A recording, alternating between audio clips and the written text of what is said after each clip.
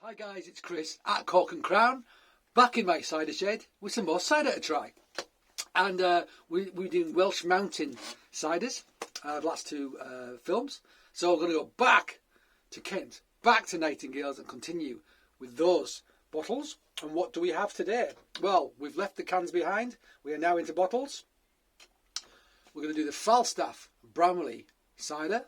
So two eating apples, two well-known eating apples. Bramley's pretty potently acid. We've had some of their Bramley in a couple of things recently. It's been quite mouth-watering to say the least, but very enjoyable, I have to say. So this is medium dry, it says. It is 5.4%. This is 2019 vintage. Falstaff Bramley is our classic Kentish cider, a refreshing and crisp blend with balanced acidity that shows off the Falstaff and Bramley apples. A wild fermented cider. So this is well fermented as well. I didn't know that. That's good. Made by the Nightingales from fruit grown at our farm and local orchards. So let's just do it. Let's just crack it. I'm in a bit of a hurry, so let's just get on with it. Don't know what it looks like. It's in a brown bottle, so not quite sure what to expect. Let's pour it out and have a look. So lighter in colour, which is exactly what we'd expect from the dessert culinary apples. Tend to be much paler, but it has got a little bit of colour to it. You know, it's just a very, very pale gold, but it's there. I would say that's ever so slightly hazy actually, which is cool. There was a very slight sparkle, I think, when I opened it. Very slight, not much. So this is carbonated, and it will be force carbonated, I assume. Let's try to smell it. Quite a delicate nose actually, a little bit perfumey. Yeah, a little bit of perfume, getting a bit of that sort of Bramley apple sort of character on the nose, a bit of that acidity. Almost like a lime sort of character, I want to say. Yeah, but quite delicate, quite perfumey, a little bit like lime coming through.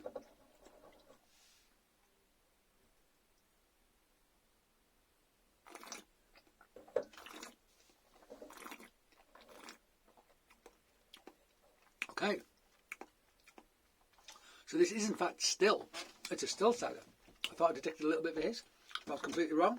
That is still, and actually if you look at it, there are no bubbles in that whatsoever. So still cider. So yeah, bold acidity.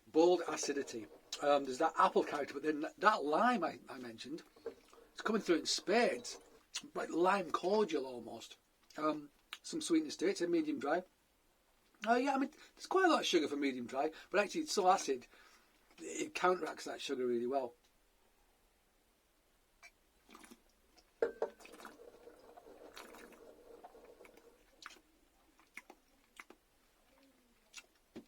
Hint of tannins actually.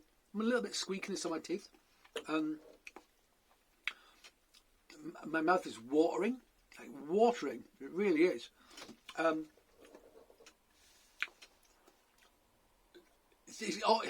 It's not dry, but for a lot of people who like commercial cider, it will seem dry for sure, because despite the fact it's got sugar in it, that acidity is, it's like laser sharp right down the middle of my palate.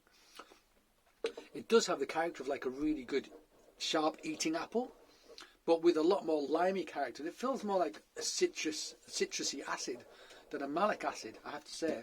You know, what I expect is more that slightly green malic harshness, because it's more like a lemon citrus acidity, which I like that. I like that in contrast with the apple flavour, because it just brings another dimension to it. It isn't just like drinking apple juice. And the sweetness doesn't feel fake. It's well done. It doesn't feel cloying like with industrial ciders. It's a decent sort of sweetness, which is nicely balanced by the acidity.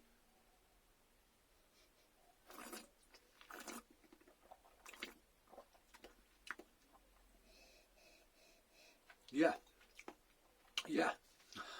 Bold and bright. That's how I want to describe this. Again, summer.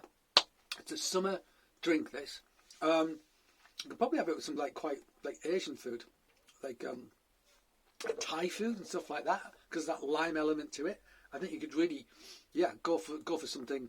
It doesn't feel like something you'd want to have with like traditional British food for the most part, because it has got that kind of citrusy character, which is not something you associate with British climate. You know, really, not yet. Getting there. So for me, something like that lime thing, something like a Thai food, a Thai dish, something like that. I think you could actually do this with that. I really think you could. It's almost got like a wine character, like a Picpoul de Pinet, something from like something which is quite austere, bright, acid kind of wine.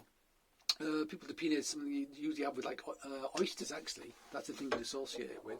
Maybe this won't go with oysters because of that acid character. But I think some sort of like Thai curry. I reckon you could go with that. I really think you could, and it wouldn't be bad if you tried. Not a bad way, not a bad experiment, is it? Cool. All right then, guys. There you go. That was another Nightingale cider, the Falstaff and Bramley. Wild yeast, and it's actually with the wild yeast, it's still very clean. Delicate nose as well. Very clean. 5.4%. Yeah. If you like sort of that, if you like something which is quite got a biting acidity, like a lime character, and you make still cider, go get some of this. So there you go. That was a quick one. As always, thank you for joining me in my shed. Please do join me again. But until then, cheers.